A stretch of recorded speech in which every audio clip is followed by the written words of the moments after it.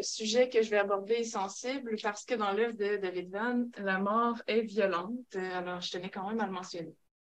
Je souhaite exposer ce matin la puissance des écrits de l'auteur américain David Vann en y entrelaçant son histoire personnelle pour explorer une démarche d'écriture qui n'a rien d'ordinaire, qui, à mon sens, représente une épopée extrême dans le sentiment hostile avec pour lampe de poche la fiction. Si je m'intéresse à cet auteur d'ailleurs dans le cadre d'un colloque où il est question de repenser la temporalité, c'est parce qu'il me saute aux yeux que David Vann profite des potentialités narratives de la fiction pour bousculer la réalité, c'est-à-dire ce qu'il y a de plus irréversible dans la réalité, à savoir la mort, de laquelle on ne revient jamais. L'auteur fait paraître son premier récit en 2005, racontant son propre naufrage dans les Caraïbes. Bien avant cela, il écrivait le roman Squan Island, qui sera publié plus tard, en 2008, un livre dont la noirceur lui vaudra d'être refusé par nombre d'éditeurs américains, avant de trouver à se loger au sein d'un recueil de nouvelles dédié à son père, Legend of a Suicide. La notion de danger s'immisce dans tous les livres de David Vann, le danger qui nous guette, dans des espaces où la nature domine, vastes océans, îles inhabitées, forêts, montagnes, mais bien sûr aussi le danger que représente l'homme pour lui-même. Et je dis l'homme parce que ce sont des hommes, les personnages des hommes et de jeunes garçons qui deviendront des hommes, aventuriers, chasseurs, en mal d'amour et incapables d'aimer vraiment, obsessionnels, torturés, appelés par les armes, la puissance de la gâchette. David Vann, c'est une information importante quand on sait que presque tous les hommes dans ses romans portent une arme à feu, admet avoir essayé de lutter contre le lobby des armes à feu aux États-Unis, combat qu'il qualifie de perdu d'avance, tant la ferme idéologie de ce lobby est inébranlable. En 2011, il fait paraître Dernier jour sur Terre, Last Day on Earth, un portrait de la tuerie de 2008 à la Northern Illinois University, perpétrée par un homme de 27 ans. Dans ce livre, il retrace l'histoire du tueur, tout en interrogeant la sienne, confiant qu'à 13 ans, à la mort de son père qui s'est enlevé la vie avec une arme à feu, il reçoit en héritage toute l'artillerie de ce dernier. Tirer à la carabine devient alors sa thérapie. Goat Mountain, quatrième roman de l'auteur, en 2013, après Impur et Désolation, fait de la chasse un rituel pernicieux, un tremplin dans l'idéologie meurtrière.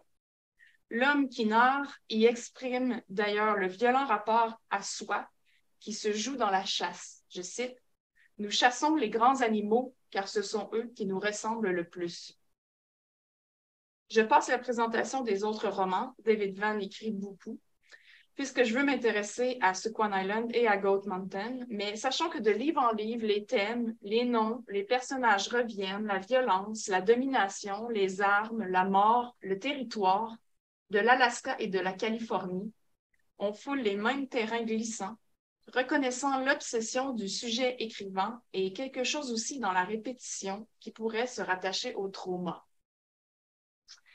Je n'entrerai pas dans le débat de la psychanalyse quant à la question du trauma, ce n'est pas mon champ.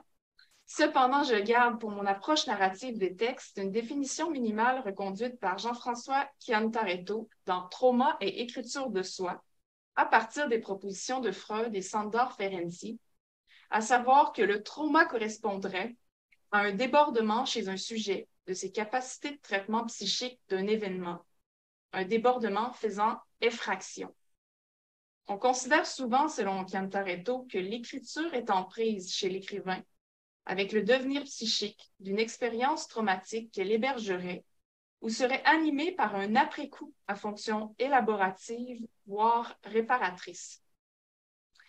Le débordement qui fait effraction cause un bris. C'est ce bris psychique que l'écriture pourrait chercher à réparer en réinvestissant l'expérience à partir d'un temps second, un temps cependant toujours hanté. Or, sur le plan narratif, l'effraction se joue à un autre niveau dans l'œuvre de David Vann. C'est ce que je veux regarder. Effraction narrative qui rend ses écrits à la fois fascinants et terrifiants, particulièrement Squan Island. On entre dans ce roman au moment où Roy, qui a 13 ans, et son père Jim, atterrissent sur Sequan Island, une des îles isolées au sud-est de l'Alaska, où ils passeront la nuit. Jim, jusque-là dentiste à Fairbanks, a vendu son cabinet pour acheter une petite cabane en cèdre sur l'île, avec le projet de s'y établir avec son fils, vivre à deux une expérience extrême. Roy habite avec sa mère et sa jeune sœur Tracy en Californie. Depuis le divorce de ses parents, il avait 5 ans. On apprend par petites touches au fil des maigres conversations entre le fils et son père que Jim a été plutôt absent depuis le divorce. La relation père-fils est donc à construire. Tout est à construire. Leur environnement de survie dans la forêt humide et les montagnes escarpées est à construire. Le père n'a pas prévu assez de matériel et de denrées pour passer l'année. Il a amené le strict minimum, quelques semaines seulement. Il faudra inventer à partir des ressources de la forêt. Ce sera à la dure. Il faudra chasser, se réchauffer. Il n'y aura de soutien extérieur qu'au rare passage de l'avion dans les environs. Le fils est craintif, incertain, suspicieux. Quant au père, c'est un homme fortement troublé, maladroit, à sa façon manipulateur, imprévisible, fragile. Son fils l'entend pleurer chaque nuit. Roy a 13 ans et vit chez sa mère. Un jour, de but en blanc, son père téléphone. Il demande à son fils de s'établir avec lui sur Sequan Island 1 an avec ses manuels scolaires, l'école à la cabane. Quelque chose comme rattraper le temps perdu, renouer. Roy résiste d'abord, puis accepte car il n'ose pas dire non. Il sent bien que son père cherche à se racheter. Dans le roman, on aborde cette scène comme un réel dilemme qui ouvre deux possibles. Sa mère lui fait comprendre qu'il doit réfléchir assez longtemps avant de prendre une décision. Je cite, « Quoi que tu décides, sache que ce sera la meilleure décision que tu pourras prendre, peu importe ce qui arrive ensuite. » Elle avait parlé comme si elle avait eu connaissance des événements futurs, comme si elle avait pu lire dans l'avenir. L'avenir qu'il avait vu en cet instant, lui, c'était son père en train de se suicider, seul à Fairbanks, et Roy qui l'avait abandonné. Pour éviter cet avenir-là, il part avec son père. Le roman commence au jour 1 de l'aventure. David Vann, l'auteur, a 13 ans en 1980 et vit chez sa mère en Californie. Un jour, de but en blanc, son père James téléphone et demande à son fils de s'établir avec lui en Alaska 1 an. David Vann refuse l'invitation. Il n'y va pas. 15 jours plus tard, écrit-on dans Le Monde après que la traduction française de Sequan Island ait remporté le prix Médicis étranger, le jeune David Vann est à la plage avec sa mère et sa sœur lorsque la famille reçoit un coup de fil. Son père s'est tué d'une balle de pistolet. Le ronge alors la honte et la culpabilité.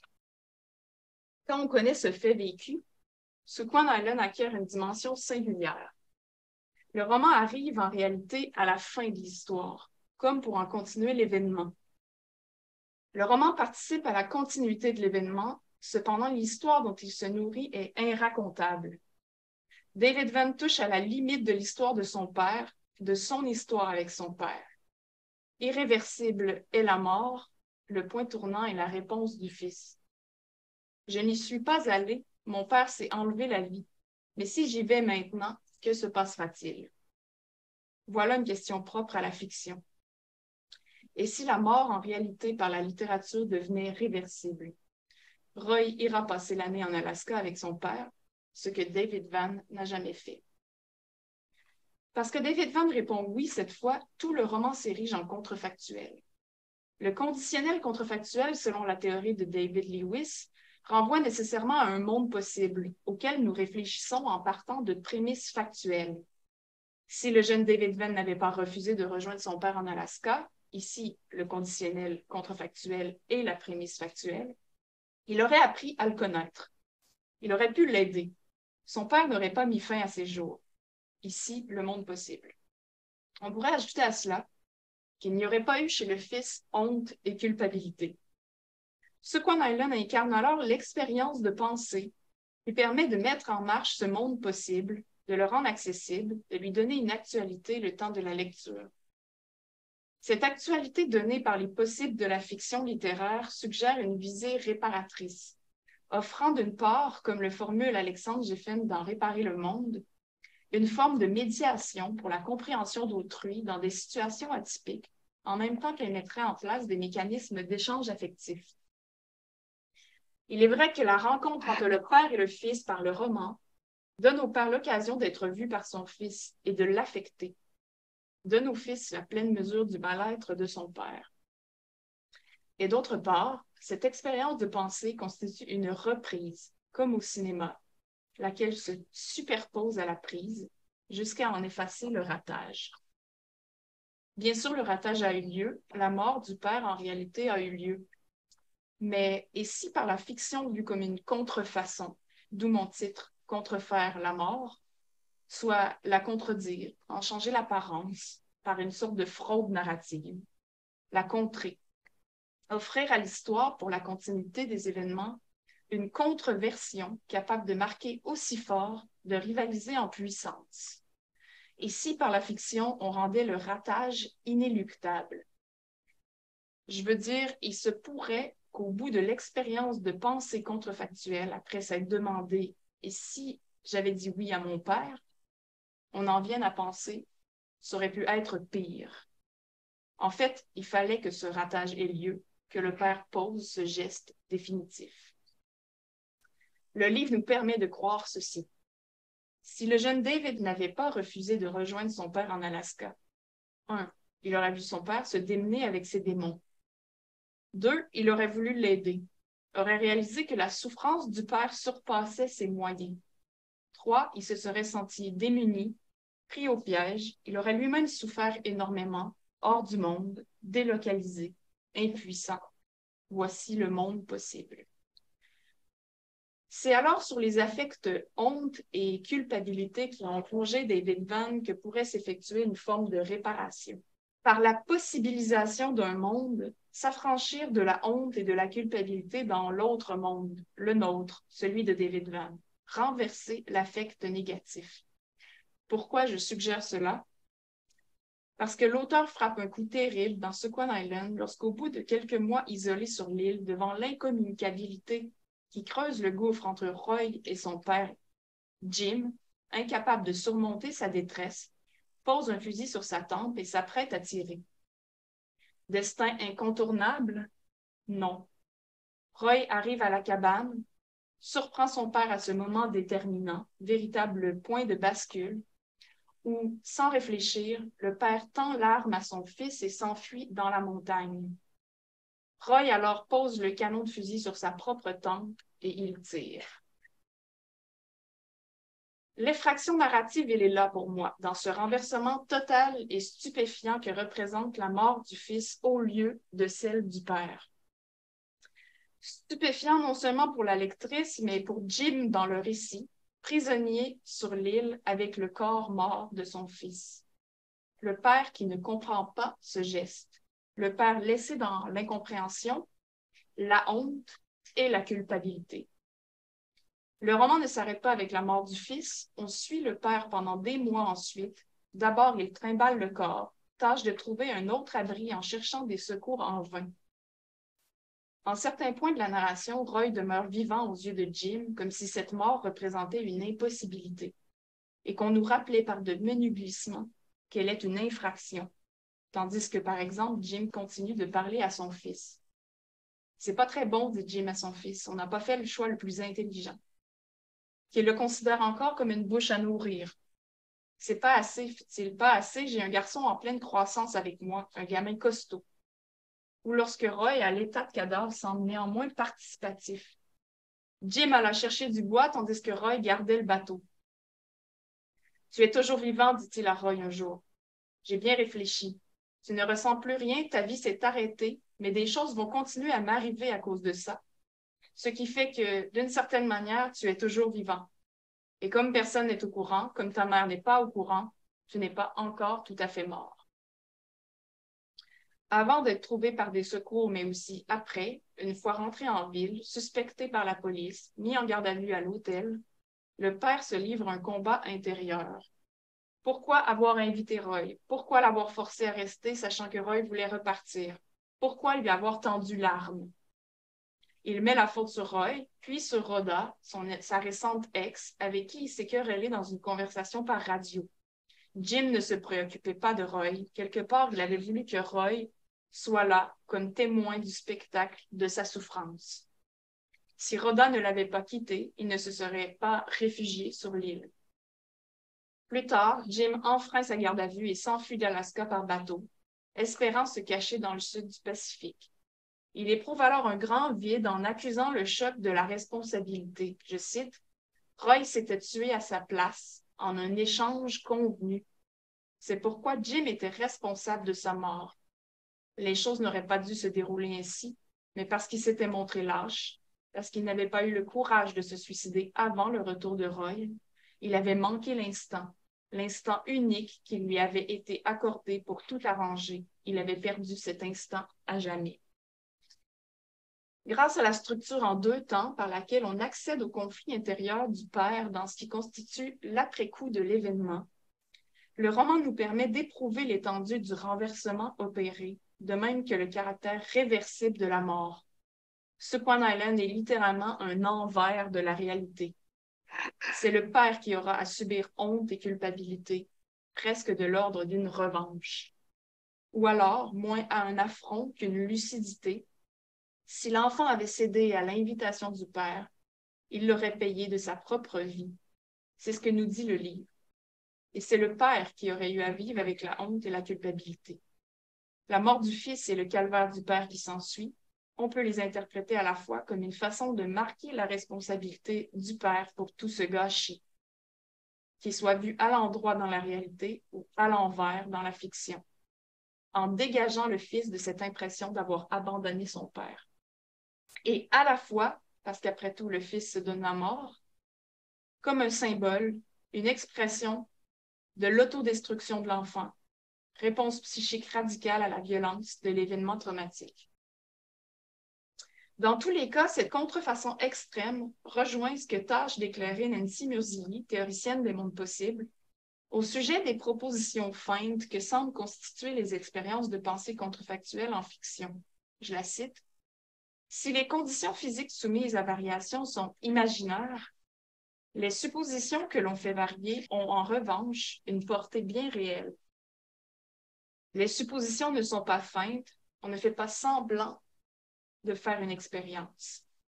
Nous faisons des suppositions réelles dans un contexte fictionnel pour les soumettre à une variation. Cet ensemble de suppositions, les possibles, font partie de notre réalité car ils y participent et la construisent. Pour Murzilli, cela ne signifie pas qu'ils sont déjà là en puissance, attendant d'être réalisés, mais simplement que la réalité ne constitue pas un obstacle ontologique pour le possible. » Fin de la citation. Le factuel, et en lui, force est de le constater, le traumatique, est fort de sa capacité à générer du possible.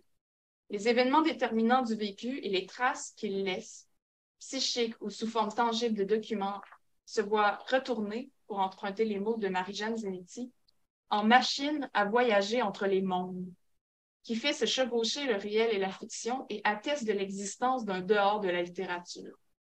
Là où le factuel s'immisce dans le fictionnel et le réel fluctue, mobile et contradictoire, se produit un décentrement de perspective, ici les mots de Zanetti, proche d'un effet de zoom arrière. Peut-être y a-t-il dans une telle démarche d'écriture, donc, une opération de mise à distance, une saisie des faits par un exercice de recalcul, reconfiguration, déplacement, qui ne rend pas le réel moins complexe, mais peut-être plus mouvant, moins figé que lorsqu'une perspective limitée nous aveugle. Le possible étant un dispositif de pensée sans limite, qu'il aggrave ou atténue l'horreur de nos blessures, il va dans le sens d'un devenir différent.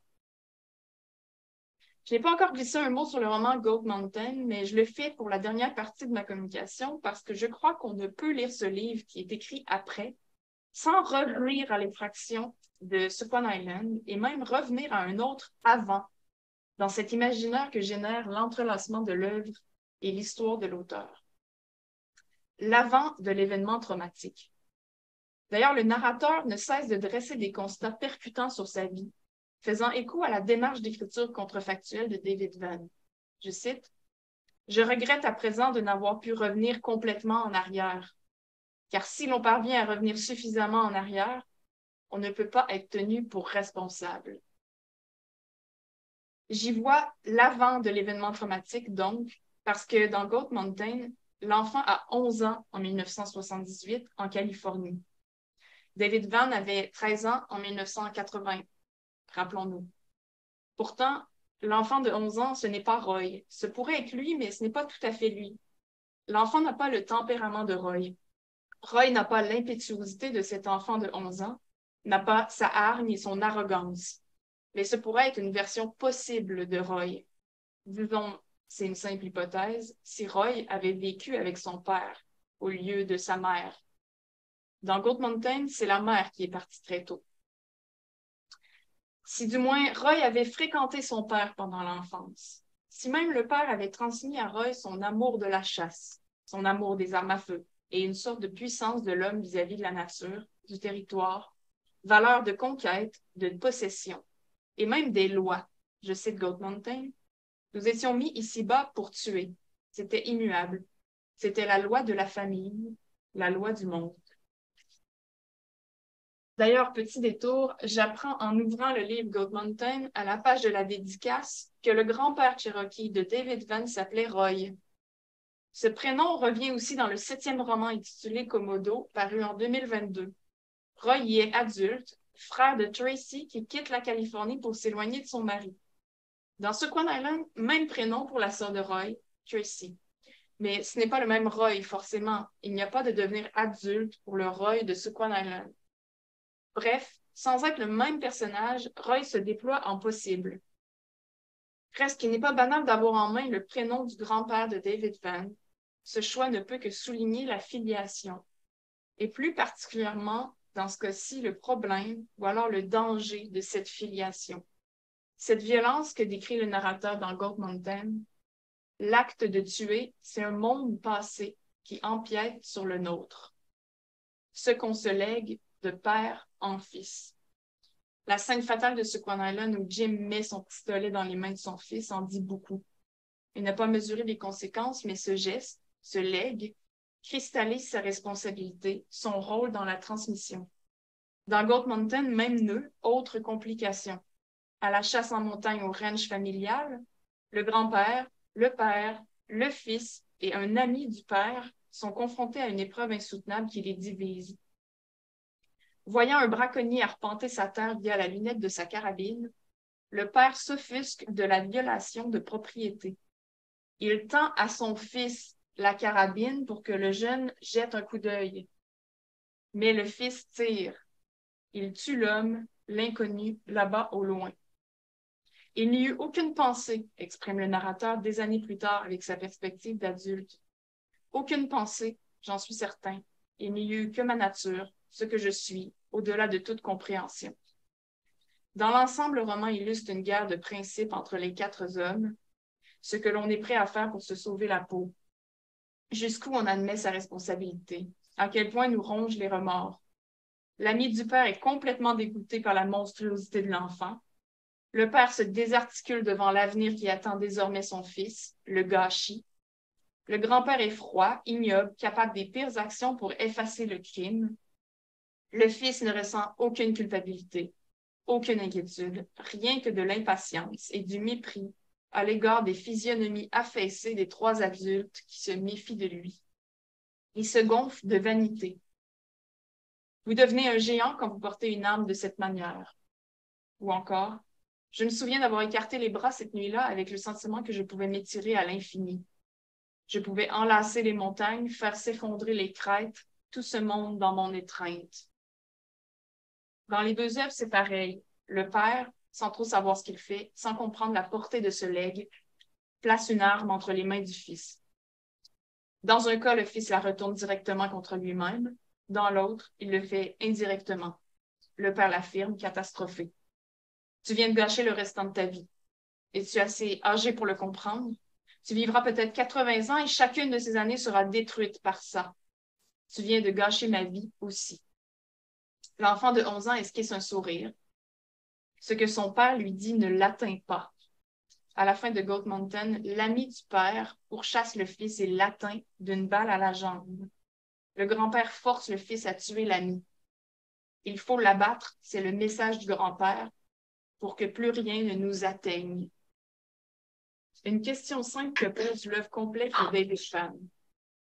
Que fait-on avec l'arme que le père laisse entre nos mains? Le père de l'auteur s'est enlevé la vie. Dans la réalité, ils n'ont jamais pu véritablement se comprendre, renouer. Le jeune David Vann, en refusant l'invitation, a levé un bouclier contre les balles, contre la souffrance du père, contre les principes du père, contre peut-être ce qui aurait été une relation toxique, accaparante et destructrice. Et d'une certaine façon, la rencontre qui n'a jamais eu lieu a sauvé David Vann. Ces livres le montrent les uns après les autres par la possibilisation de mondes monstrueux. Avec les armes de son père, David Vann a fait de la littérature, renversant le legs, donnant aux affects hostiles et à l'irréparable, par la fiction, le pouvoir de nous atteindre. Merci.